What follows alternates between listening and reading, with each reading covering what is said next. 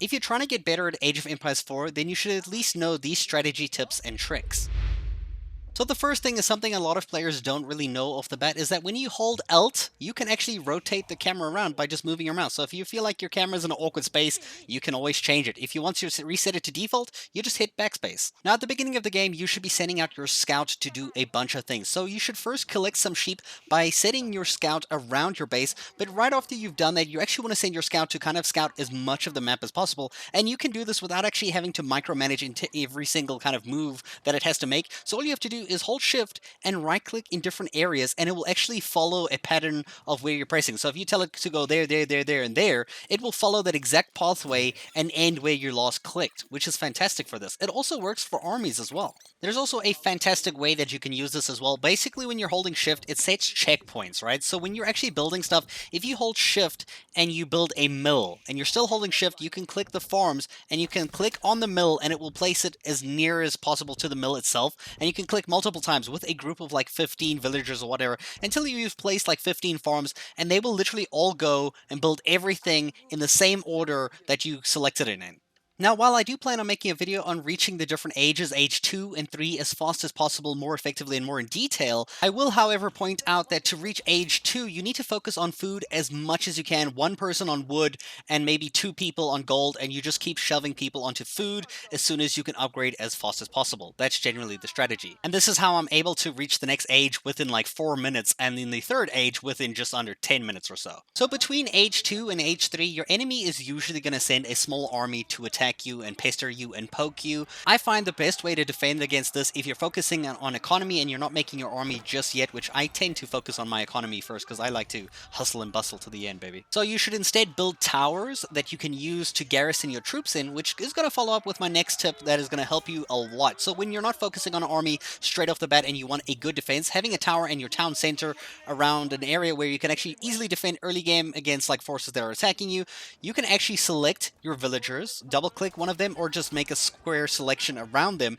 and you can hit the letter G on your keyboard. Now what this will do is send them to the nearest place that they can garrison. This will either be the tower or the town center. This is something you want to do as soon as you see an army near your villagers. You don't want your villagers to die, because if they die, it wastes time, you end up falling back, and it's just unnecessary. You want to keep them alive as much as possible, and while the villagers are garrisoned, they can actually shoot back more effectively from the town center or the towers to effectively damage or push back your enemies without dealing with much drawback. I do find it a great way to defend the base early game without losing villagers, and a nice thing is if you go to your town center, now this works throughout the game, no matter where your villagers are garrisoned, if they could be garrisoned in an outpost on the other side of the map, if you actually go to your main town post, the first one that you started with, and you hit the letter C with it selected, it will actually send all the villagers back to work. So you don't have to micromanage, okay, you guys have to go to wood, you guys have to go to gold, you guys have to go to stone, you guys have to go to food, because that can get really confusing at times. So when you're pressing that G key, you don't have to worry about all these like 40 villagers being garrisoned and then having to worry about where they go.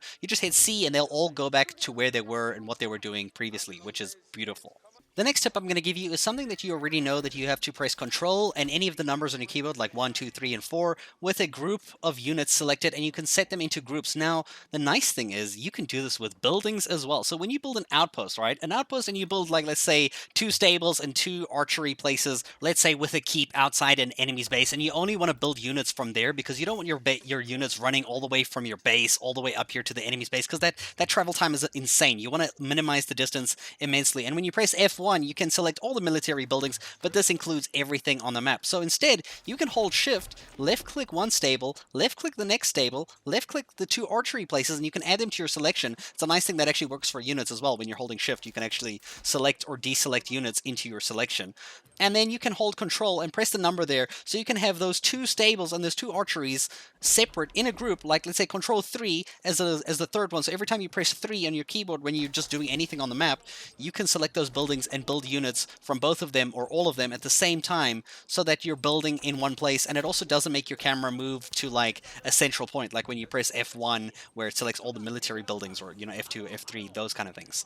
I also highly recommend doing this for buildings like your main town center, like I said with the garrisoning and pressing C on it. Like I don't even have to go to my town center. Like when I select my villagers and I tell them to go to a garrison with G, I literally just press the number on my keyboard like 1, which is my town center, and then I press C and they will all go back to work without me actually having to go all the way back to my base, find the town center and press like C. I don't have to do all of that work. I can like just save some time. And that's why hotkeys in Age of Empires takes the pros from the average players, I guess.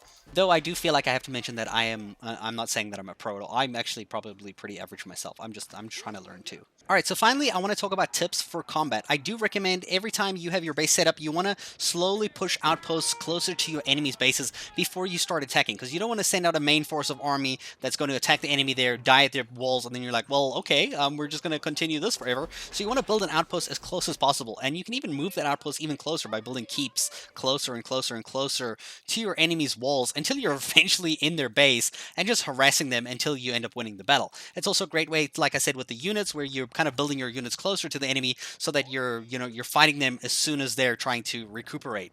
But you also want to be smart about how you approach attacking your enemy's base. Usually you don't want to attack the front because it's usually going to be the most defended. It's going to have towers, it's going to have keeps, it's going to have everything right in front. So if you can, like if the map or the setup allows it, you want to attack from the weakest point of entry. Usually like the back of the base or the side of the base in some of the open maps where it's easier to get around to the sides and the back. You want to break through, you want to hit all those houses, you want to kill all of their villagers on wood, on food, and everything in general. You want to just destroy their villages, because most people, when they lose their villagers, they don't know what to do because they lose their income, they lose their resources.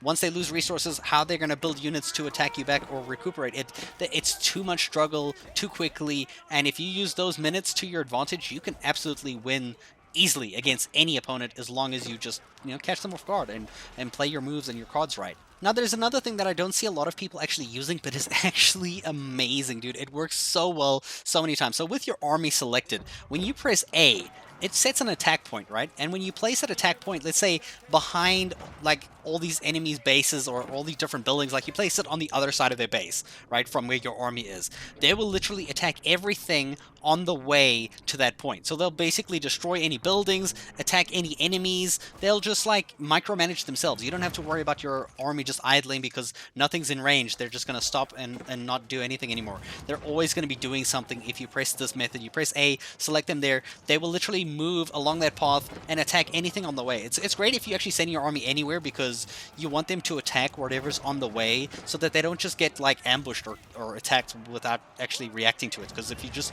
do a movement here, they're just like, oh, you're just gonna hit me? That's cool. I'm not gonna do anything. It's cool. My master wants me to just walk over there. I don't have to fight you. So you should 100% make it a habit to use this A thing, especially inside of an enemy's base. When you break in that base, you want to make sure you press A to an area where you want them to attack everything on the way to, so that you can go back to your things like press 3 on your keyboard and go build more units or bring in some more siege, so that you can micromanage other stuff, knowing that your army is going to be doing work and keeping the enemy 100% busy while you're not even there like watching the whole battle go down. It's great. I hope these tips really helped you in like advancing your like efficiency in the game. I hope you like some of the tips and tricks. If you do have some of your own, let me know in the comments below, and also let me know which one was your favorite tip that you didn't know and will help you quite a lot. And thank you guys so much for watching.